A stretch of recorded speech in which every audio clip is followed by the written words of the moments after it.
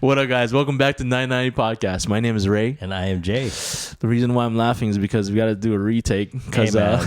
gotta make it perfect, you know? Gotta make perfs. Gotta make it perfect. But we only limit ourselves to 2 tries, so... Yes, sir. Yes, sir. Well, It hey, man. Happy early. Merry Christmas. Merry early Christmas. That sounded better. But, yeah, I love Christmas, man. It's that time of the year. It's going by quick, which I don't like. Yeah. These days, just months go by real. We're halfway in. I know, man. Halfway in. It's crazy. Christmas is in 2 weeks. Less than 2 weeks. Less than 2 weeks, bro. Yeah. But during Christmas, there's always a list of movies that I have to watch. I think a lot of people have lists, and that's what we're going to be going over today, Joe. Let's do it. Yeah, and I am the designated the movie watcher here. Yeah, right. But I don't think we were discussing this earlier, and 2 out of the 3 that that Joe mentioned, I haven't watched. These are pretty common movies too, so yeah. So I'm waiting to hear what kind of obscure pools Ray has for his Christmas movies. So there's everyone.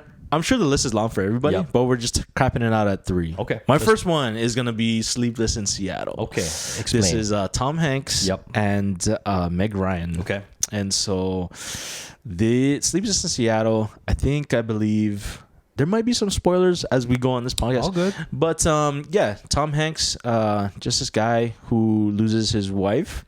And he has a kid. Okay. The kid goes on a radio show, mentions that mom's lost and how his dad's like this just super good guy. You know, there's a bunch of women listeners that listen and they go crazy for it and like, oh, who's this guy? And so this girl, Meg Ryan, she just becomes infatuated with finding this person. Stalker behavior, bro. Yes. Stage 5 thing. Come on, say it how it is. Yeah, no, but it is for real. Stalker behavior. She eventually, meets up with him. Yeah, but there's this happens. I know there's Christmas scene here. Okay. But the fact is that this is part of the list that I watch. Gotcha. With my big list, I guess. What makes this movie special? What makes you want to watch this every year? Man, I think it's just I think it's the fact that there's a lot of factors with him losing his wife and him, missing his wife and not wanting to, find love or whatnot. But yeah, I think it's that. I think it's the fact that there's this there's just like this magical thing about this person who's on the phone that this gentleman's, I kind of get lost in his, like the dialogue that they used while he was on the phone talking about his wife. That's what made the ladies, kind of the kind for him. And so I think that was it. I think the setting too, the vintage feel of like the camera that they used, it just gives a good homey vibe, I guess. But you love Seattle too, though. So Seattle, yeah. Obviously the location plays a big part of the movie. Yeah, it does. 2 facts that about this movie. Tom Hanks improvised one of the funniest scenes, so I'm going to read this off. There was a scene where they're like talking about their movies, and his friend discusses An Affair to Remember. It's like this old, I looked it up, it's this old movie about, I think, an affair. Yeah. But Hanks ad-libbed most of the comedic reactions, mocking how emotional women get about the movie, because it's kind of like one of those movies. Okay, gotcha. And the friend's wife is like, no, like it's not, and she goes into this emotional part. Right. Okay, so but I feel like a lot of things are like ad lib these days. Definitely. Meg Ryan and Tom Hanks share very little screen time in this movie. Interesting, really. So they're actually only in it appear together for about 2 minutes. Nice. Really? The entire movie, which is like insane, because I'm thinking about it. It's like, holy smokes, yeah, they only really like, because it's like a cat and mouse stalker. Gotcha. Yeah, right. She's getting to know about him and then like falling in love with this guy from a distance, and then they get together at the end. Yeah. So Sleepless in Seattle. Spoiler alert: they get together. Gotcha. Yeah, okay. yeah. So okay. Sleep in Seattle. That's one of mine. I'm gonna give that a pass for a Christmas movie. Yeah. But I'm gonna have to, I gotta rewatch. Yeah. I know they did You Got Mail as well, right? And they were a good duo. So I'm gonna probably have to rewatch and see, and I will let you know if I believe that is a Christmas movie. Yeah. Quote unquote. There's some scenes in there. Yeah. Yeah. Okay. Man, I gotta go with the tried and true banger, Home Alone, bro. Tried and true. Yeah. That's tried and true. You've seen Home Alone. Okay. Yeah. If you didn't see Home Alone, I was like, Ray, you need to leave right now. I would. That's terrible. I was like, you gotta go watch that. But for me, growing up, I remember watching this as a kid, and this is one of the few movies that I, as an adult, can still watch front to back. Yes. And still find very entertaining, right? So Yeah. there are some slapstick, laugh out loud moments in the movie that I still crack up at, even though, so many years have passed. But I think it's just a really, really interesting story. One that is basically about poor parenting. That's the whole theme of the movie. And a sociopathic child. But again, going into some spoilers, the gist of it is Kevin McAllister he's got a large family, and they are taking their annual Christmas trip. This one is going to be to Paris, France, I believe. Yeah, I think, yeah. So his dad's brother and his family is there, so there's a bunch of cousins, and the house is full. And somehow, some way, they oversleep. I think there was like some kind of like a storm, knocked the power out. They oversleep. Long story short, they mistakenly miscount the kids because there's so many kids. They go to the airport, and then they barely make their flight, and then they jump on the plane. One of the things that I cracked up with the movie is that I think in both Home Alone 1 and 2, the airline that they use is American Airlines. They didn't even make up a fictitious airlines. It's American Airlines. Snap. And I was like, dang, man, this is some bad press for these guys. No, that's crazy. I didn't know that. Yeah. But what's really funny is like they throughout the movie, when they're jumping on the plane, like number one, this is before digital ticketing, so everything's paper tickets. But I'm like, man, these guys aren't even checking anything. They're just assuming these guys are on the flight. Like nowadays, that would never fly. And another thing that they said was they're like, oh, just go find a seat anywhere. I'm like, bro, this is in Southwest. We're flying to Paris. Like, I better have a seat waiting for me. Yeah. But anyway, hijinks ensue. Kevin realizes he's home alone, and while all this is happening, side story is a pair of burglars are scoping the neighborhood, and they are the Wet Bandits. Harry and Marv, and one of Joe Pesci's best performances, and I'm a huge Joe Pesci fan, so that's saying a lot. But anyway, Kevin just finds out that these guys are plotting to steal, burglarize the homes in his neighborhood, and he finds it his duty to just protect his house, and basically sets a bunch of traps. So as a kid, you watch this movie and you're like, man, this is awesome.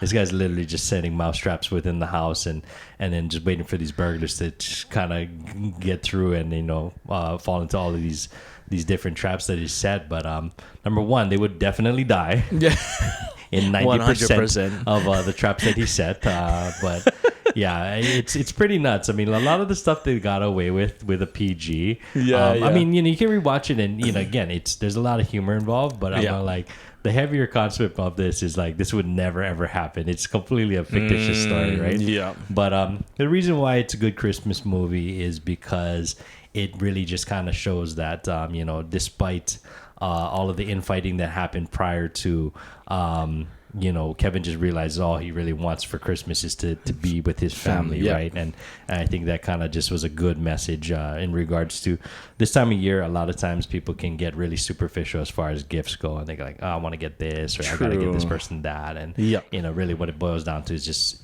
spending time with the people that you love, right? 100%. Yeah. Couple of things that were, when I was doing some research on the movie that was really interesting. Number one, it held a world record, Guinness Book of World Records. For? So it was actually the highest grossing live action comedy movie. And it held that title domestically all the way until 2017. So how does that even work? Yeah, man. But to think about it, I mean, that's a really specific category. Live action live action comedy. So, I think they got dethroned in 2017 by a movie that I actually hadn't even heard of prior, but it's held that record. So I think that's why it's completely replayed in syndication every single year because of how popular and famous it is. You know, both part 1 and 2. You'll see that movie marathon going around all the time. And of course, that made Macaulay Culkin a household name, right? Yeah. And then another really fun fact, something I didn't know, Harry, who's played by Joe Pesci brilliantly, originally they wanted to tap Robert De Niro for the role, and that would have been such a different movie. Yeah. But the thing is, a lot of people that don't know Pesci's catalog, he's a tough guy, man. Like, so Joe Pesci's kind of known for a lot of his more serious dramatic roles, a lot of times in gangster movies. Yeah. So Casino, obviously, Goodfellas, obviously. He's played a lot of really, really serious dudes. Kind of scary too. He's got the Napoleon syndrome, right? Short guy. So it made for really good comedic comedy in the film. But he's normally known as like some gangster dude. Yeah. So Robert De Niro as well. So that's kind of interesting that they kind of typecasted the character, right, playing really, really slapstick comedy. But it worked out. I think he did a great job with it. But it would have been a different movie with De Niro for sure. Oh, totally. Yeah. Even just like the height. I mean, the height is a contrast. Yeah. And just a good pair of burglar. One thing. I mean, throwing this really quick. Did you know that movie that he's watching in the movie? The black and white angels with dirty souls or filthy souls. Yeah. They keep the change, you filthy animal. Yeah. That's not a real movie. Oh, that's not. I thought it was. It's not. It's completely made up for the movie. Wow, so, I didn't know that. Yeah. Oh, right on. Yeah, Home Alone's definitely one on, I think, everyone's list, huh? I think so. Yeah. It's funny because like when I think about movies now and like the ones that we grew up with, it's like a lot of the new or the younger people, when I hear that they haven't heard of these movies, I'm like, whoa, you guys are missing out. Yeah, I would think that Christmas time, this is probably one of those that most people know, though. Yeah, for sure. All right. What else you got? Second one I got is Serendipity. Oh, okay. Yeah. John Cusack and Liz, not Darren, something. What's her name? Kate Winslet. Not Kate. No, Kate Beckinsale. Oh my Kate God. Beckinsale. Kate Beckinsale. I'm all like, Kate Winslet, stupid. That's Titanic. Oh, yeah. Who's the dumb in now? Yeah. Kate Beckinsale. Gorgeous woman. Oh, yeah. Beautiful. Come on. How did I miss that? Jesus. Serendipity, though, I think it has to do with chance. It is what I love about it, right? And I think the whole idea of, John Cusack's idea of no, but it has to be this way, it has to be that way, right? But it's like for myself, I'm thinking, but if you fight for what you really want, then I think that's a good way to get something that you really love, right? What's your take on that? So well, why don't you explain what happens? Like, what's the synopsis of the movie? Yeah, so real quick, John Cusack is in a mall. Okay. And he's looking to purchase some gloves, if I'm correct. Yeah. And Kate comes in, and I don't know how it worked out, but they got like the same pair. And so John Cusack is like, oh no, you take it then, or oh, I'll take it, you take it. Mm-hmm. So eventually, I think they make some type of decision where he gets her number on a $1 bill, $5 bill, something like that. And he says, "Oh, is that the synopsis?" It involves a book as well. It involves a book, yeah. So somehow they put this. What was it? The $1 bill? I'm almost positive. Chime in, viewers, if we're completely butchering this. But long story short, I do believe that they have this idea that if somehow they find each other, then it was meant to be. Correct? In general, yeah. But that's kind of like the whole thing. Right. But the problem was, like, I think as a viewer, John Cusack had a fiance at that time, as well as Kate Beckinsale. That's where they were buying the gloves for, right? Yes. So there's a lot of things that were pushing against what they really wanted, right? And I think that was kind of like the tension throughout the movie. Gotcha. And I think what what I like about it is I think most of the setting is Christmas time. Yeah. And so I just like, and again, it has like the same look as Sleepless in Seattle in a sense. They just use these particular era of cameras that made it this way. Okay. It's funny because I was watching the Greatest Christmas Pageant that I mentioned before, and I was like, oh, if they shot this movie on the cameras that they used to shoot with, like in these early 2000 or late 90s movie, I think it would have been sick. It gives a certain type of feeling. Okay. But this one is definitely on my list because of I think John Cusack's just cool too, man. Yeah. These days you never really hear from him. For sure. Last thing I remember him being in, I know he's been in other stuff, but the last thing for whatever reason I can think of is Hot Tub Time Machine. Oh, never heard. Really? Okay. Yeah. I know he's been in more recent, but for whatever reason that's just jumping out at me. Like Hot Tub Time Machine was the last time I think I really talked about John Cusack. He definitely has a trademark like acting or character. Sure, so I maybe that's the reason why he hasn't been in like or different types of movies, because he has almost like I don't want to say he's boxed in, but I think he plays a very specific character type. I think like his general demeanor and attitude, it kind of transcends the different roles that he plays. But there's certain actors that like they've just kind of made a career out of that, right? Like that's what they want from the character. And I think he's kind of like the if I had to make a generalization, he's kind of like the intelligent slacker, where he's kind of like, like he just gets by, right? But he's capable of more. Right? Or he wants more for himself, but he's like, I'm kind of settling. That's a good description. Right? But if you notice most of his movies, that's kind of the role that he plays. Right. Yep. Let's see. So 2 facts with this one is that the filming almost didn't happen at Serendipity 3, which was the coffee shop or a cafe. Okay. Yeah, so there's, I guess in New York City, there's a iconic cafe featured in the film, but it was almost unavailable because of renovations or something. Is that why they named the movie Serendipity though? Because like that's where they meet. Maybe, I don't know. Okay. That sounds like they would do that. Okay. Yeah. And then what do you call? I didn't know this, but the composer included a musical theme from Forrest Gump. During like a romance scene. I gotta look this up. And it was like a small callback to another famous like love story he made. So I was like, all these like small nuggets was in there. Yeah, so that's kind of like the two that I found interesting. I like it. What's your take on Serendipity? It's been a minute since I watched it, so I'm actually glad that you suggested both of the two so far, because I gotta rewatch both of them. I remember liking. I love rom-coms, man. Yeah, I don't know why people hate them. Yeah. I love rom-coms. I remember that being a good one. I think that definitely falls within the Christmas zeitgeist. And just in regards to just the overall messaging in the movie, I think it's interesting where you kind of just leave things up to fate, right? As far as like, okay, if things are meant to be, they're meant to be. And, there is a component where you can kind of control things to a certain extent. I think my conflict is, sometimes like there could be underlying things, not necessarily even relationships, but just in life where you're like, things just seem fine, right? Sure, things are good, things are fine. Yeah. And then like the moment you start picking at it, you're like, but it could be better. Then it just kind of consumes you. So I think that there is a little bit of that where you're like, oh man, these guys were totally fine before they met each other. Yeah. And then they realized like, hey, I'm not that happy. Yeah.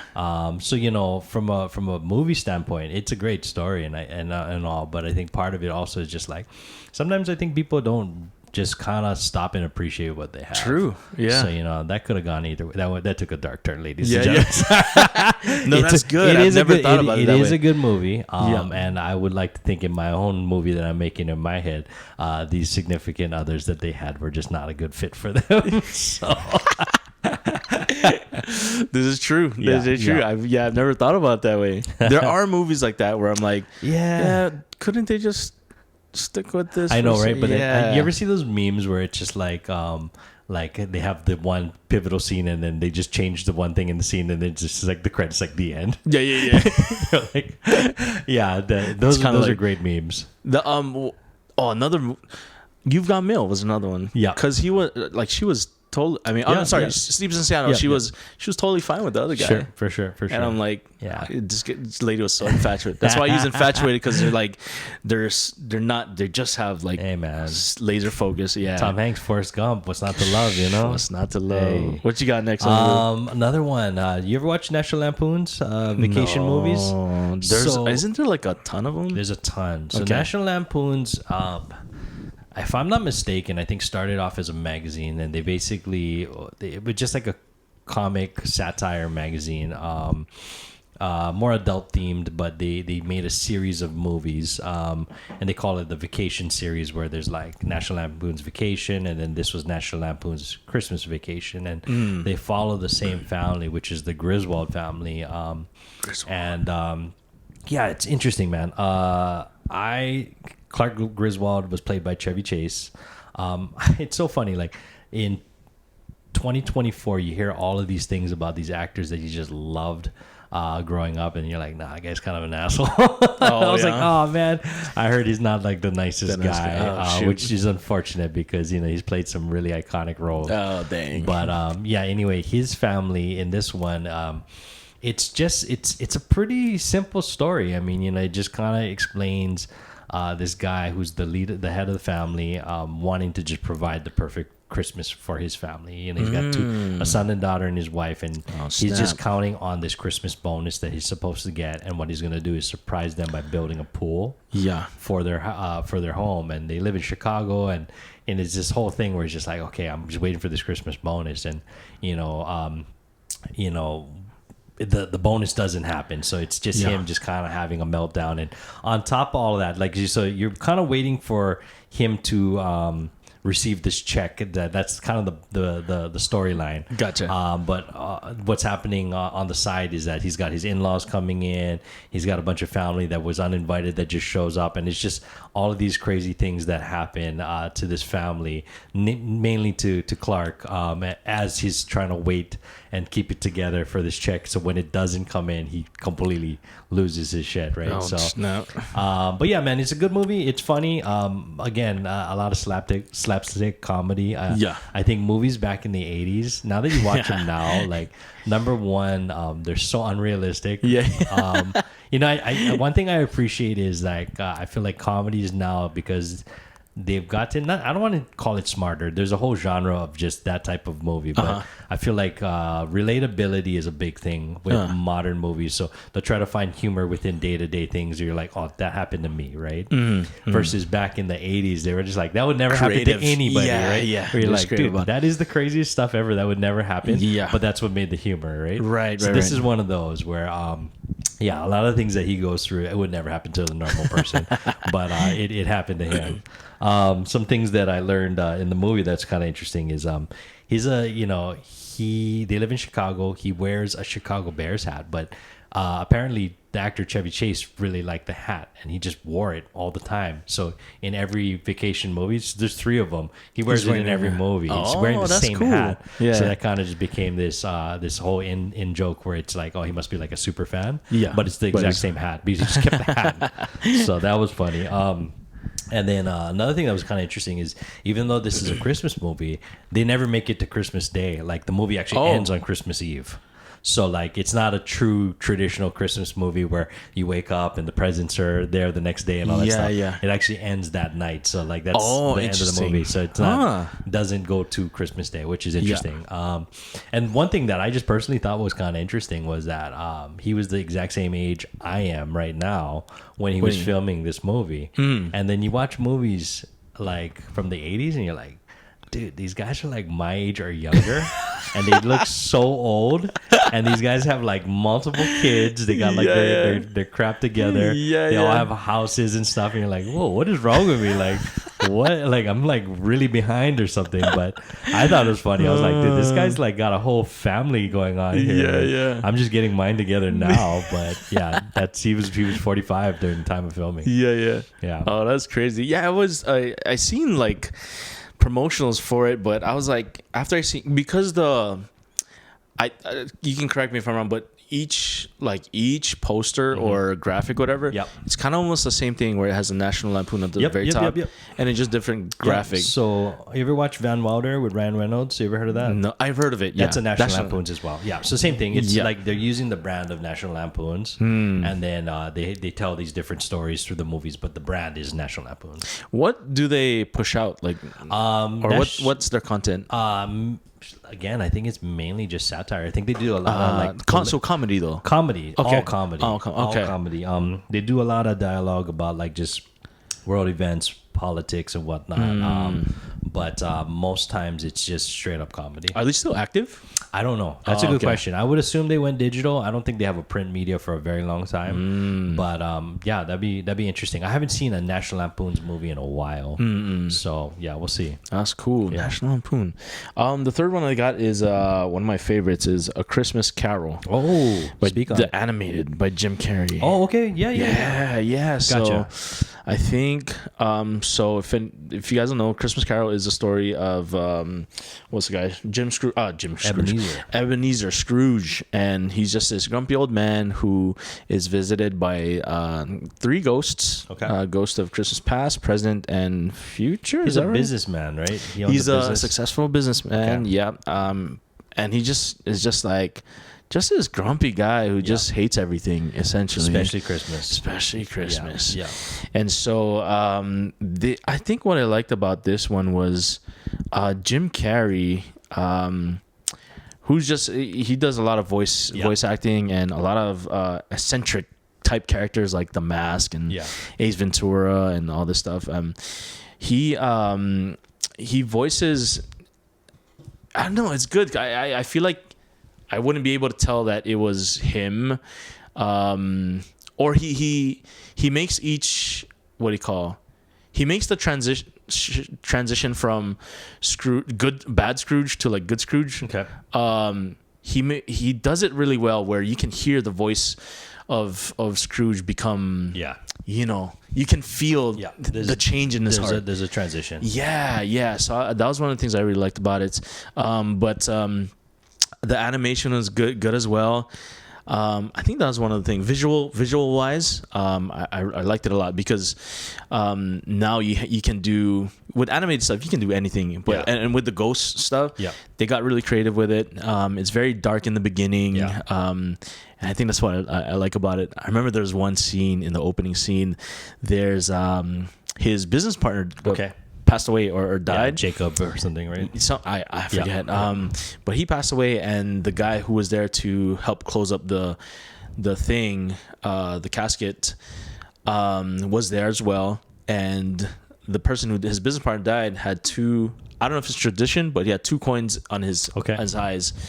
And so Ebenezer Scrooge looks at him and looks at the dead body, and he takes the 2 coins, because that's just who he is. Like he's just hates everything and feels like he deserves what he's paid or whatnot, and he just goes, and the guy who closed up or who's responsible for the closing of the casket, he looks at him like, yo, are you serious? Like, are you? And that really sets off the tone of who Ebenezer Scrooge is. Gotcha. And so there's a lot of emotion in there in terms of like going back to his past, and it explains who he was before and how he got to a spot. Interesting. So that's definitely one of I watched. That's a good one.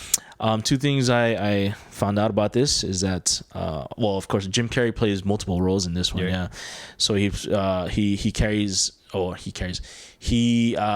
the voice of all 3 ghosts. Oh, interesting. As well. Maybe they save money that way. I don't know. But what do you call it? There was one. What was the one? There was one more that I looked up. But let's see. So, this one was the director included much of the original. Charles Dickens was the author of the book. Much of the original dialogue. So most of it was one of the closest adaptations of the books. Okay. Yeah, so I thought that was cool. Oh, that's I didn't dope. actually read the book, but I've heard the story over and over. They've told it multiple times. I think what's good about this is, number one, the values that it talks about, when just learning appreciation is, I think, a big thing, right? That was a big message, just appreciation. Scrooge is interesting itself because I know the name Ebenezer Scrooge. Now it's synonymous with anytime anybody's being like a cheapskate or just like an a-hole, right? Like, that guy's being Scrooge, right? Yeah. Scrooge McDuck, whatever, right? Mm-hmm. I think for Jim Carrey, it was interesting because if I'm not mistaken, I haven't seen this movie in a minute, but they used motion capture. So it's like, even though it was animated, it looked like him, right? Yes. Like they used his features as kind of the inspiration for the look.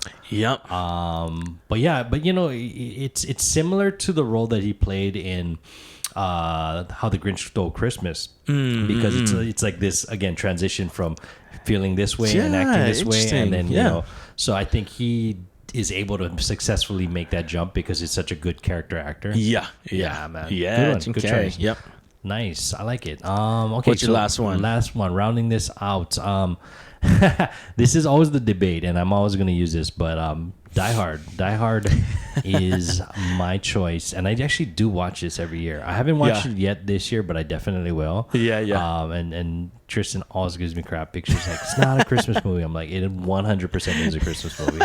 And I actually had to look this up. It actually takes place on Christmas Eve and goes into Christmas Day. So therefore, just timeline-wise, if you want to get rid of all the semantics, it is a Christmas movie because of when it falls on the calendar. Just short story. John McClane.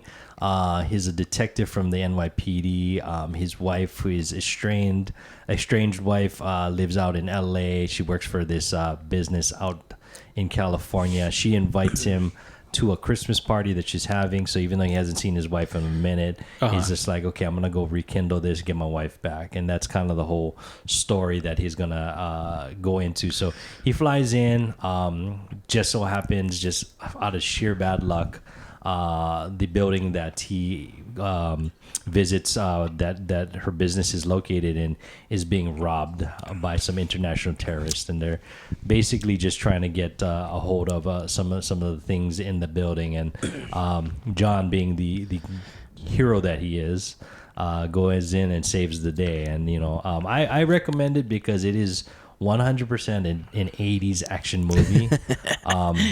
I like it because Bruce Willis at the time was not an action star. He was actually kind of known more for his comedic roles as well as kind of rom-coms. He wasn't an action dude that he is now.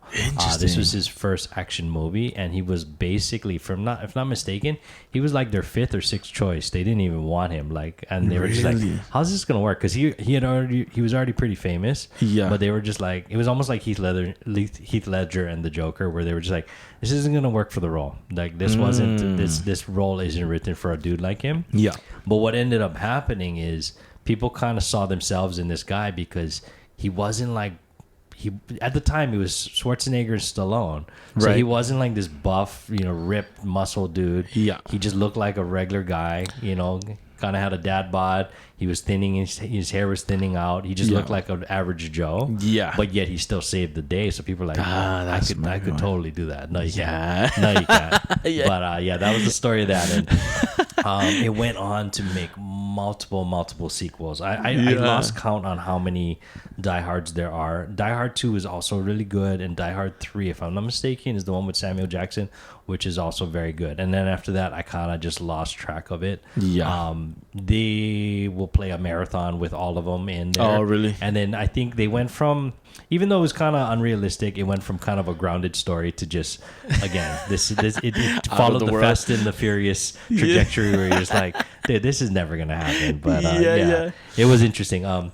So a couple of facts. Alan Rickman's character, he plays the main villain, Hans Gruber. There's a scene, his death scene, where he drops and falls to his death. And then if you watch the movie, the look on his face is actual sheer terror, because the director of the movie was a real jerk and basically told him like, okay, we'll do a countdown, and then Yeah. he released the harness in a second.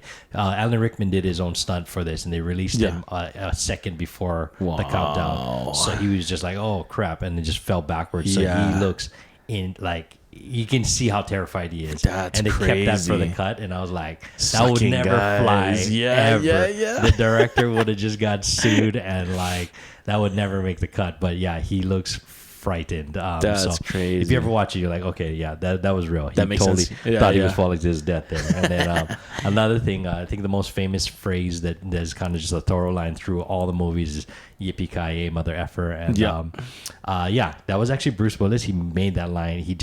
Seriously? Yeah. So I guess That's during crazy. that time they just needed some levity, and he was just joking around, and he just said it, and it doesn't even really mean anything. Yeah. And then the cast and crew were just cracking up, so they were just kept it.